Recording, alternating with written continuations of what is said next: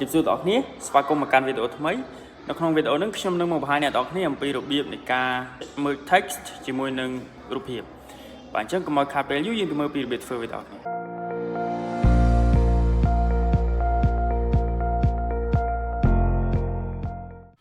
បាទឥឡូវនេះគឺយើងមានជារូបភាពយើងមានជាអក្សរដែលយើងហៅថា picture ហើយនឹង text នៅនឹងស្រាប់បាទគោលបំណងរបស់យើងក្នុងថ្ងៃហ្នឹងគឺយើងចង់ merge មានន័យថាយើងមើលរូបភាពឲ្យចូលក្នុងអក្សរឬក៏អក្សរឲ្យចូលក្នុងរូបភាពហ្នឹងអញ្ចឹងថា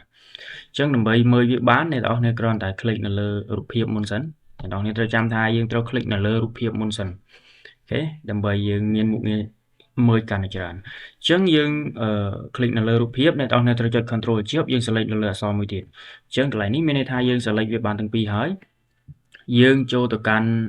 format shape បាទបន្តមកទៀតអ្នកនរគ្នាក៏លេខមកមើលផ្នែកខាងឆ្វេងយើងឃើញពាក្យថា merge shape កន្លែងនេះអញ្ចឹងយើងចុចមកបាទកន្លែងនេះយើងមានមុខងារមើលផ្សេងបាទដូចជា combine ដូចជា fragment ដូចជាផ្សេងទៅអញ្ចឹងបើសិនជាយើងយក fragment មានន័យថាយើង convert text របស់យើងនឹងឲ្យចូលគ្នាជាមួយនឹងរូបភាពបាទបើសិនជាយើងយកបែបនេះយើងយក intersect យើងយក intersect មានន័យថាយើងយករូបភាពរបស់យើងឲ្យចូលក្នុងអក្សរវិញតែបើសិនយើងយក subtract នេះអាហ្នឹងវាមើលទៅធម្មតាក៏ប៉ុន្តែអាហ្នឹងគឺយើង merge មានន័យថាដល់ពេលដែលយើងយកអាមុខងារនេះផ្សេងឧទាហរណ៍យើងយក subtract យើងមើលទៅវាធម្មតា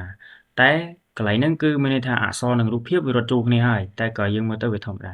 តែបើអ្នកនរចង់ឲ្យរូបភាពរត់ចូលក្នុងអក្សរយើងត្រូវយក intersect បែបនេះបាទរូបភាពរបស់យើងនឹងរត់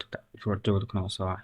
ហើយឬក៏ fragment អក្សររត់ចូលក្នុងរូបភាពវិញអញ្ចឹងជាជម្រើសរបស់អ្នកនរគ្នាយើងយកមួយណាក៏បានតាមតម្រូវការរបស់អ្នកនរអញ្ចឹងវីដេអូនេះមានតែប៉ុណ្្នឹងអរគុណច្រើនសម្រាប់ការទស្សនាជម្រាបលា